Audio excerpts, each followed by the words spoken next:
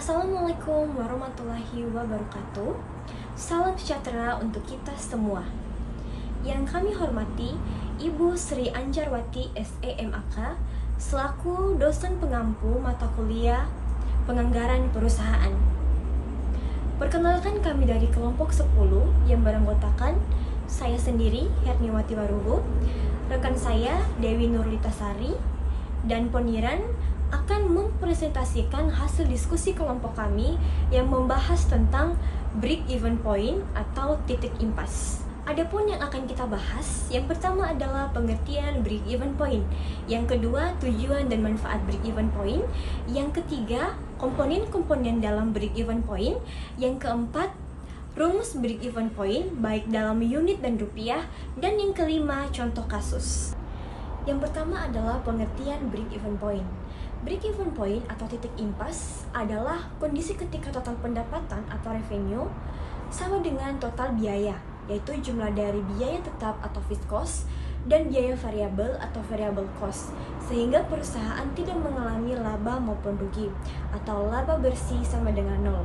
Artinya, perusahaan sudah berhasil menutup seluruh biaya dengan pendapatan, atau laba bersih sama dengan nol. Yang kedua, pengertian break-even point menurut para ahli. Yang pertama, menurut Maruto tahun 2018A mengatakan bahwa break-even point adalah teknik analisa untuk mempelajari hubungan volume penjualan dan profitabilitas, di mana analisa ini berguna agar manajemen dapat mengetahui jumlah penjualan minimum agar usaha tidak rugi. Yang kedua, menurut Harahap tahun 2004 mengatakan bahwa break-even point adalah suatu kondisi perusahaan tidak memperoleh laba dan tidak menderita kerugian. Artinya, semua biaya-biaya yang telah dikeluarkan untuk operasional produksi bisa ditutup oleh pendapatan dari penjualan produk. Ketiga, tujuan dan manfaat break-even point. Tujuan pertama menentukan titik impas, artinya menentukan berapa unit atau berapa rupiah penjualan yang harus kita raih untuk mendapatkan BP atau mendapatkan titik aman. Yang kedua, membantu pengambilan keputusan manajerial. Ketika manajerial sedang mempertimbangkan lebih baik menaikkan harga jual atau menurunkan biaya variabel, misalnya dengan mencari bahan baku yang lebih murah, BP akan memberikan jawaban apabila kita melakukan opsi A atau melakukan opsi B, apakah target penjualan kita akan naik atau turun. Dengan begitu, kita bisa mengambil keputusan yang menguntungkan perusahaan. Yang ketiga, mengukur resiko bisnis.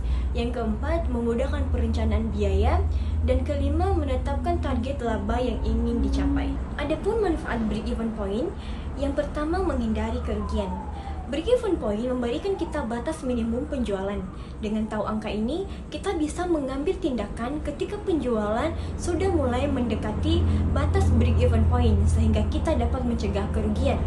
Yang kedua, mempermudah evaluasi kinerja. Ketika manajer melihat laporan, mereka bisa langsung mengevaluasi apakah penjualan bulan ini sudah melewati break-even point, berapa jauh kita melewatinya. Ini adalah cara cepat dan efektif untuk mengukur kinerja tim dan produk. Yang ketiga, memudahkan perencanaan strategis. Dan yang keempat, meningkatkan efisiensi operasional. Selanjutnya, saya akan memasuki di komponen BEP dalam anggaran bisnis. Yang pertama ada biaya tetap. Biaya tetap adalah biaya yang tidak berubah meskipun produksi naik ataupun turun. Contohnya seperti sewa gedung dan gaji manajer. Yang kedua ada di biaya variabel atau variable cost, yaitu biaya variabel adalah biaya yang berubah sesuai jumlah produksi, yang dimana semakin banyak produk yang diproduksi, semakin besar biayanya. Contohnya bahan baku dan upah per unit. Yang ketiga ada di harga jual per unit, yaitu harga jual per unit adalah harga suatu produk yang ditetapkan perusahaan untuk dijual ke konsumen. Yang terakhir ada di volume penjualan, yaitu jumlah produk yang berhasil dijual dalam satu periode. Yang keenam adalah di rumus BP. Rumus BP tersendiri yaitu ada di rumus BP dalam unit dan dalam rupiah. Yang dalam BP unit sama dengan fixed cost ataupun biaya tetap dibagi harga jual per unit dikurang biaya variabel per unit, atau BEP rupiah bisa menggunakan rumus BEP per unit dikali harga jual per unit, atau bisa menggunakan rumus BEP sama dengan biaya tetap dibagi contribution margin ratio. Contribution margin ratio itu sama dengan didapatkan dari harga jual per unit dikurang biaya variabel per unit dibagi dengan harga jual per unit dikali 100%. Perkenalkan, nama saya Ponira. Baiklah, di sini saya akan menjelaskan contoh soal. Di sini kita menggunakan dua contoh soal. Yang pertama yaitu PT Samudra Jaya memiliki data biaya dan rencana produksi per bulan, yang dimana biaya tetap sebulannya yaitu 160 juta, yang terdiri dari gaji pegawai plus pemilik yaitu 85 juta, penyusun mobil 2 juta, asuransi kesehatan 18 juta, sewa kantor 20 juta, dan sewa pabrik 35 juta. Nah, selanjutnya ada biaya variabel per unit yaitu 82.000 yang terdiri dari bahan baku 40.000, tenaga kerja langsung 30.000, dan biaya lainnya 12.000. Nah, selanjutnya ada harga jual per unit yaitu 110.000 dan kapasitas produksi penuh yaitu 18.000 per unit. Nah, tentukan BEP dalam unit dan BEP dalam rupiah. Diketahui fixed cost atau biaya tetap tadi kan 160 juta, harga jual per unitnya ya atau P itu 110.000, biaya variabel per unit atau V itu 82.000. Selanjutnya ada kontribusi per unit atau CM, P dikurang P, P sama dengan 110.000 dikurang 82.000 sama dengan 28.000. Nah, untuk rasio margin kontribusi atau CMR yaitu sama dengan P dikurang V dibagi P sama dengan 110.000 dikurang 82.000 sama dengan dibagi 110.000 sama dengan 0,2545 atau 25,45%. Berikutnya untuk jawabannya itu ada rumus BEP unit sama dengan fixed cost atau biaya tetap dibagi harga jual per unit dikurang biaya variabel per unit. Untuk biaya tetapnya itu 160 juta dibagi harga jual per unitnya itu 110.000 dikurang biaya variabel per unit yaitu 82.000 sama dengan 5.714,29 atau 5.715. Berikutnya ada BEP dalam rupiah. Untuk rumusnya yaitu BEP RP sama dengan BEP unit dikali harga jual per unit. Untuk BEP unitnya tadi kan itu 5.714,29. Nah, dikalikan harga jual per unit 110.000 sama dengan 628 juta 571.429 rupiah. Atau juga bisa menggunakan rumus lainnya yaitu BEP RP sama dengan fixed cost atau biaya tetap dibagi contribution margin ratio. Nah, di sini kita mencari dulu nih berapa sih nilai kontribusi margin ratio. Nah, untuk rumusnya yaitu harga jual dikurang biaya variabel per unit dibagi harga jual per unit dikali 100%. Nah, untuk harga jualnya tadi kan itu 110.000 dikurang biaya variabel itu 82.000 dibagi harga jual yang yaitu 110.000 dikali 100%. Nah, sama dengan yaitu 25,45%. Nah, jadi untuk BPRP-nya itu 160 juta dibagi 25,45% sama dengan 628.571.429 rupiah.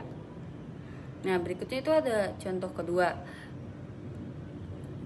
yaitu sebuah perusahaan memproduksi laptop dengan biaya tetap produksi sebesar 400 juta rupiah, sedangkan biaya variabelnya 2 juta rupiah.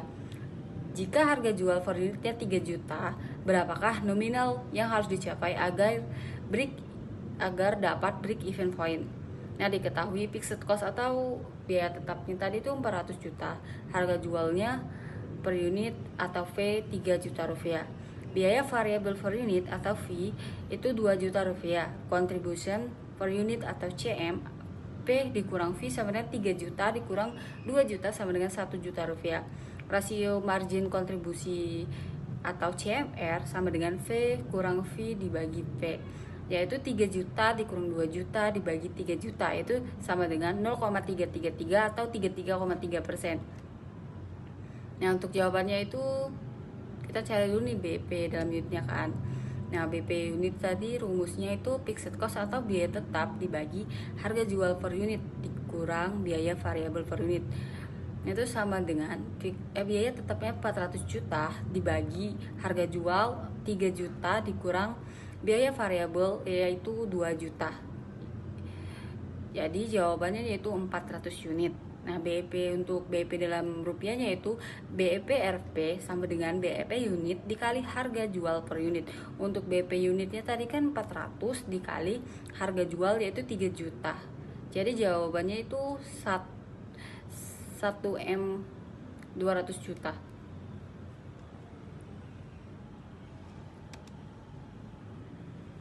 Nah, selanjutnya itu untuk kesimpulan.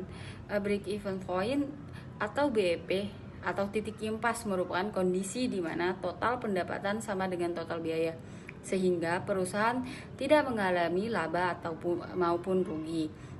Konsep ini penting dalam akuntansi biaya dan manajemen karena menjadi dasar dalam penyusunan anggaran, pengendalian usaha, serta pengambilan keputusan manajerial. Nah, anggaran BEP juga membantu perusahaan menganalisis hubungan antara biaya volume dan keuntungan. Dengan mengetahui titik impas, manajemen dapat mengambil keputusan yang tepat dalam mengatur produksi, penjualan, serta mengendalikan biaya agar operasi berjalan optimal dan tujuan keuangan bisa tercapai.